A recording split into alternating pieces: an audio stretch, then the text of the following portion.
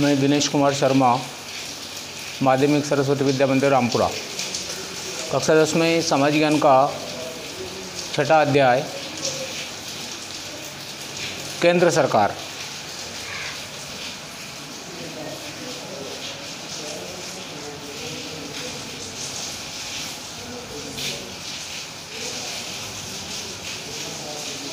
सरकार का सीधा सीधा अर्थ होता है ऐसी संवैधानिक संस्था जिसके द्वारा देश की समस्त शासन व्यवस्था संचालित की जाती है, सरकार कहलाती है। फिर से सुनेंगे, ऐसी संवैधानिक संस्था जिसके द्वारा देश की समस्त प्रकार की शासन व्यवस्था सुव्यवस्थित रूप से संचालित की जाती है, सरकार कहलाता है। भारत में सरकार के 3 अंग माने जाते हैं। सरकार के अंग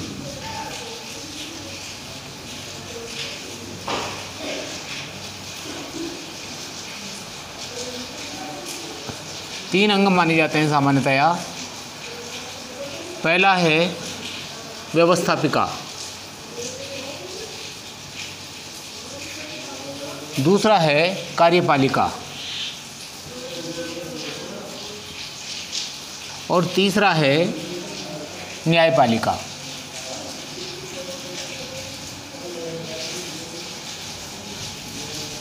आज हम सीधे सीधे रूप में सरकार का प्रथम अंग, जिसको हमने व्यवस्थापिका के नाम से जाना है, इसके बारे में जानकारी प्राप्त करेंगे। व्यवस्थापिका का सीधा सीधा जो अर्थ है वो वह स्थान जहां बैठकर देश को शासन व्यवस्था को चलाने के लिए कानून बनाया जाता है, नियम बनाए जाते हैं, व्यवस्थापिका कहलाती है। वह स्थान जहां बैठकर देश की शासन व्यवस्था को सुव्यवस्थित रूप से चलाने के लिए कानून अथवा नियम बनाए जाते हैं, व्यवस्थापिका कहलाती है। भारत में व्यवस्थापिका के दो स्वरूप है। एक स्वरूप है इसका लोकसभा और दूसरा स्वरूप है इसका राज्यसभा। लोकसभा अस्थायी सदन कहलाता है, ये अस्थायी सदन कहलाता है, और राज्यसभा स्थायी सदन कहलाता है। लोकसभा अस्थायी सदन क्यों कहलाता है? क्योंकि लोकसभा का जो कार्यकाल है वो संसद में, लोकसभा में जब तक सरकार को बहुमत है तब तक, अथवा अधिकतम 5 वर्ष की अवधि के लिए है। इसलिए हर 5 वर्ष बाद लोकसभा के चुनाव प्रत्यक्ष जनता के द्वारा किए जाते हैं। हर 5 वर्ष बाद लोकसभा भंग होती है, इसलिए लोकसभा को अस्थायी सदन माना गया है। राज्यसभा को स्थायी सदन इसलिए माना गया है कि राज्यसभा के चुनाव हर 6 वर्ष बाद होते हैं, लेकिन हर 2 वर्ष बाद 1/3 सदस्य रिटायर होते हैं और उनके स्थान पर नए सदस्य अपना स्थान ग्रहण करते हैं। कभी भी पूरी राज्यसभा भंग नहीं होती है, इसलिए राज्यसभा संसद का स्थायी सदन कहलाता है। लोकसभा की सीधी सीधी हम बात करें तो लोकसभा में कुल सदस्यों की संख्या 545 है। इन 545 सदस्यों में से 543 सदस्य जनता के द्वारा प्रत्यक्ष मत डालकर चुने जाते हैं। यानी इस देश को, संपूर्ण देश को 545 लोकसभा क्षेत्रों में विभाजित किया गया है। हर क्षेत्र से एक सदस्य निर्वाचित होकर लोकसभा में पहुंचता है। लोकसभा में पहुंचने के लिए सदस्यों की योग्यताएं, शेष जो 2 सदस्य हैं इसमें से वो 2 सदस्य यदि एंग्लो इंडियन को और प्रतिनिधित्व नहीं मिला है तो 2 सदस्य राष्ट्रपति के द्वारा मनोनीत किए जाते हैं। राष्ट्रपति ऐसे व्यक्ति को मनोनीत करता है जो अपने क्षेत्र में ख्याति प्राप्त व्यक्ति हो, अर्थात शिक्षा के क्षेत्र में, साहित्य के क्षेत्र में,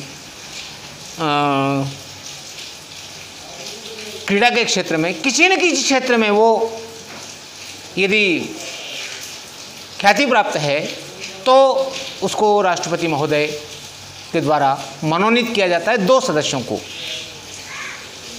लोकसभा सदस्य की नियुक्ति के लिए आवश्यक योग्यताएं। पहली योग्यता है लोकसभा सदस्य बनने के लिए आवश्यक योग्यताएं। पहली योग्यता है वह भारत का नागरिक हो।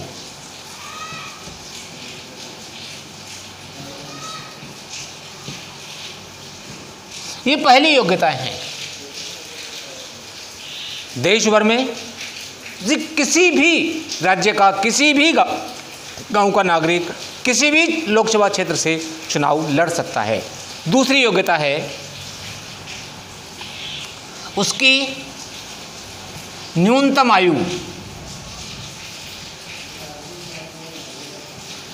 आयु 25 वर्ष हो।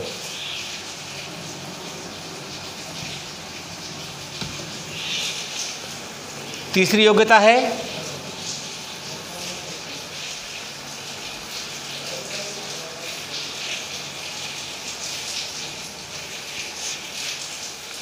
वो लाभ के पद पर कार्यरत नहीं हो। लाभ के पद पर कार्यरत नहीं होना चाहिए।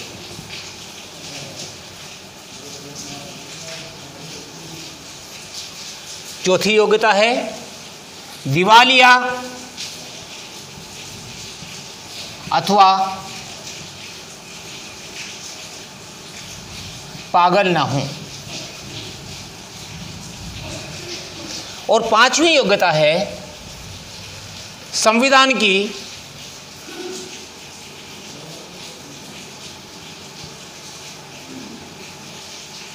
कुछ जानकारी हो।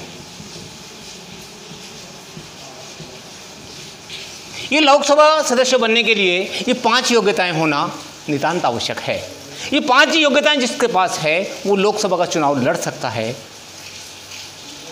चुनाव लड़ने के बाद यदि वो निर्वाचित होता है तो लोकसभा का सदस्य माना जाएगा। शेष लोकसभा के बारे में कल के अध्याय में हम अध्ययन करेंगे। धन्यवाद।